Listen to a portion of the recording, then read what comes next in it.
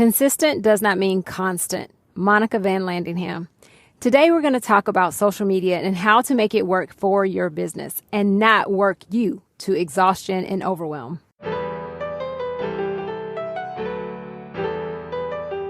You have the power to be the boss of your own life. I'm your host, Monica Allen. I'm a wife, mom, entrepreneur, best-selling author, lifelong learner, and your biz bestie. I have a love and passion for all things small business. Growing my own company from $700 to over 7 figures annually, my goal is to bring you inspiration, business-focused topics and tips, encouragement, and a community that helps you launch, grow, and scale your business, whether you are a dreamer, a side hustler, or a seasoned entrepreneur. You are listening to the Become Your Own Boss podcast. This week's episode is brought to you by the Trifecta Toolbox. This toolbox was created by Trifecta Group Coaching, where my business partners, Kelly Lanes and Monica Van Landingham, and I focus on overall business strategy, marketing strategy, and social media growth and engagement for your overall business success. The toolbox includes a business checklist for ongoing business strategy, an email subject lines list that actually converts, an email marketing launch strategy, and social media carousels and reels templates that you can easily make your own.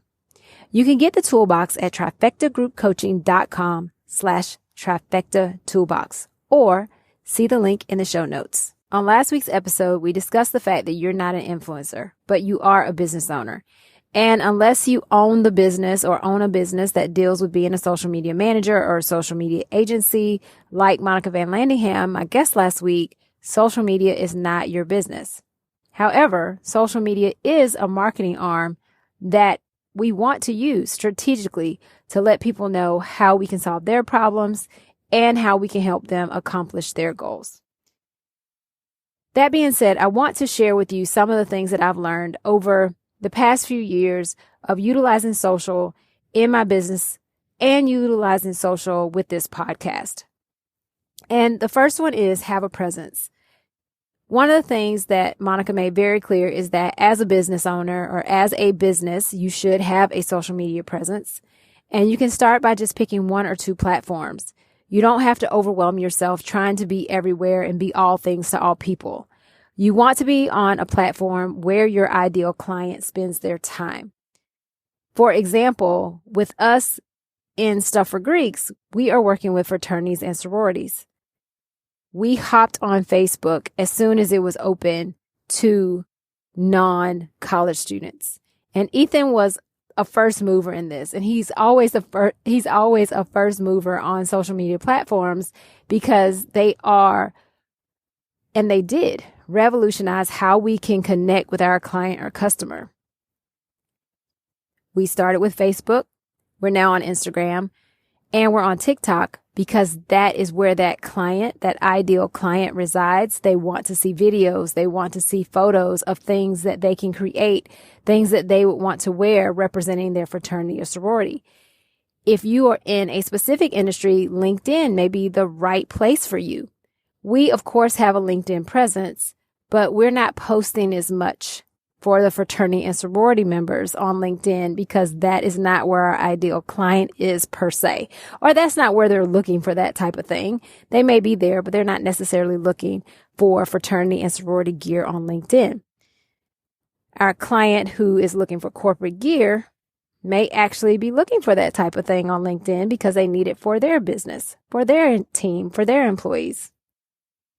The second thing is to post what you know. You can reduce a great deal of the stress if you talk about what you actually do on social media. You're not reaching for things that you don't know about specifically. You're really teaching around your industry, your expertise, and that's where you stay. That allows such a relief because you're talking about what you do and what you know every single day. We're posting embroidered items on Zeus's Closet and on Stuff for Greeks. With Become Your Own Boss podcast, I'm posting things around business, tips for your business, inspiration for your business, those types of things. One area that I do think we can do better in, though, in the embroidery company is to post more around helping our customers becoming educated around embroidery. What can be embroidered? What can't be embroidered? What type of stitch is a certain stitch? What is the best stitch for this type of garment? What types of things to use to get a certain look? Not necessarily that we're educating someone else in embroidery, but we're showing our customer the detail and the types of work that we are capable of doing beyond just showing them the beautiful pictures. The third thing is remove the stress of the follower count. Now, we mentioned this last week. We talked about vanity metrics. We talked about the numbers. But truth be told, the numbers don't really matter in an area where you're not an influencer. Influencers really care about the numbers because their numbers mean more business for them, more influence for the company that they're working for. And that looks really good for those companies because if you have 200,000 people that you can influence to drink a certain beverage or wear a certain shirt, then that's great for that company. But for you as a business, your follower count doesn't really matter. One of the things that I love that Monica shares oftentimes in our clubhouse room is the thought of having the opportunity to go and speak in front of 200, 300, 400 people that are genuinely interested in what it is you're talking about. If you have the opportunity to do that, you're not going to turn it down unless you're just afraid to get in front of people and chat. But if you really want to gain more business and connect with people who are interested in what you do, you will go and talk to those people.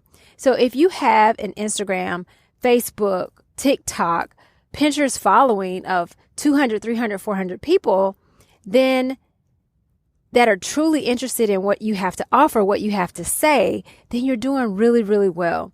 So let go of the stress around the follower count. The fourth thing is to batch content. I like to batch content when it comes to my 2-minute takeaways each Tuesday that I post on Instagram. I will usually do 3 or 4 of those videos at a time. Now, doing this does require planning ahead of time and getting your content in place and what you're going to talk about. I enjoy batching content as well when it comes to the podcast. I like to do 2 or 3 interviews on the same day. I knock it out. I save that information. So batching content can save you time and definitely reduce the stress of posting. And if you want to take it even a step further, you can schedule this content in applications like Later or Zoho Social. And even like on Instagram, you can actually schedule content within the app. The fifth thing is to consider hiring someone. About a year or so ago, I had someone reach out to me about helping me with social media. And normally I ignore messages that I get in my DMs, but it was something about the way this young man approached me and asked me about helping me. I could tell he had actually looked at my content and he gave me ideas on how he could help me. And so I actually hired him. He's a solopreneur and he is doing a great job. He helps me post. He doesn't always do all the posts, but he will take some of the video content that I create and he makes it look really nice. So if you can afford to hire someone, get some help. Just like you get help in other areas of your business, you can get some help. And one of the things that Monica mentioned that really stuck with me, and she said consistency. That can be a weird word. That can be a weird word. Consistency does not mean constant. And I absolutely love that because it's such a relief to realize that you don't have to post all the time. And I took a moment because I wanted to look at some bigger brands like Coca-Cola and Apple. And when I looked at these brands, they do not post every day. They are posting maybe every 2 to 3 days. I feel like Coke posts about every 4 to 5 days. So I understand that these are bigger brands. We're smaller. We're trying to get in front of people. But consistency could be once a week. Consistency could be twice a week. It is what works for you and your business. And I just love that she shared that. I spend most of my time on Instagram. Stuff for Greeks, Zeus's Closet, all have a presence on Facebook, Instagram, TikTok, LinkedIn. We're on all those things. Again, because Ethan is all about being like on on social because, again, that is a way to reach out to customers and to connect with customers in a different way than we have back in the early 2000s or that we had back in the early 2000s.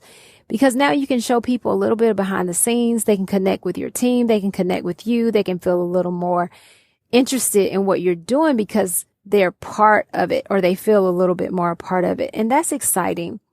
With the podcast, I spend most of my time on Instagram. I do have a presence on TikTok. I do have a presence on YouTube as well. Our other companies have videos on YouTube also. So that's a great place to be, to have people learn more about you and your business and your offerings and your expertise. Again, it is important to have a presence. As a matter of fact, just 2 weeks ago, I had a prospective client reach out to me at our Zeus's Closet store, and she said, I have been following you guys on social media, specifically Instagram, for 2 years, and I love the quality I see. I love the level of work that you do, and I would love for you all to provide a quote for my company. And that was confirmation to me that having a social media presence is very important. I mean, we've definitely had other customers walk in and tell us about something they've seen on our Instagram page, but the fact that she has been watching us without us knowing, of course, for the past 2 years, and we have made an impression on her, enough of an impression for her to contact us and ask us to give her a quote for her company. And that just proves that presence is important. It's important to be present on social and to post consistently, not constantly, but consistently, in whatever consistent means to you. It is also important to keep up with changes, but not overwhelmingly so.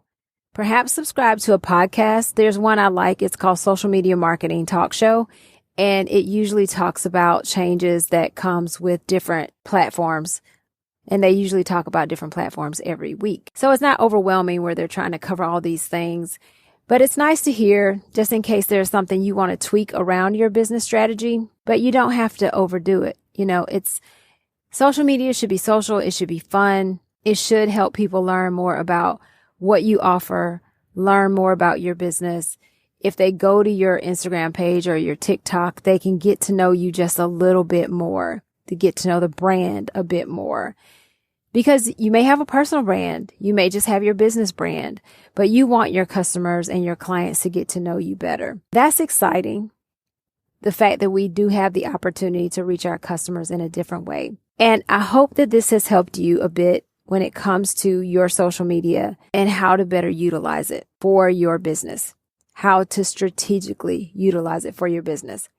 And before I let you go, I do want to mention, Monica talked about Google My Business, which is really, really important. If you have a physical location, you want to make sure you establish that, or Google Maps is what it's called now. And then one of the things I like to tell people too, who have a local presence, is to always tag your location when you are posting. That way it allows your clients or customers to see where you are, to see if you're near them. If it's easy to patronize your business, they may swing by. So make sure you tag your location. And that's really it for today when it comes to talking about social media. There's so much more we can talk about when it comes to actually branding your social media and your pillars and all of those types of things. But we won't go there today. Today is just about some ways to make it easier for you to post and you not being stressed about that. Because when it's all said and done, it's about making money in your business and letting social media help you do that. Thanks for tuning in today. I am grateful for you. Do take a minute to hit the subscribe button so you can always get a notification when a new episode is out. Don't miss the 2-Minute Takeaway Tuesday episodes. These are just quick doses of info to enhance or improve your business, so you don't want to miss those. Also, take a moment to review the podcast. Just takes a quick minute to leave a 5-star review. And you can also write a review if you would like to add that. Couple of other things. Take a moment to join the Become Your Own Boss community by visiting monicaallen.com. And last but not least, don't forget to get the Trifecta Toolbox at trifectagroupcoaching.com yourboss.com/trifecta toolbox. It includes videos to help you in each of the areas of your business that I talked about at the top of the show. So grab that. Remember, now is the time. Now is the time to level up, leave a legacy, and become your own boss.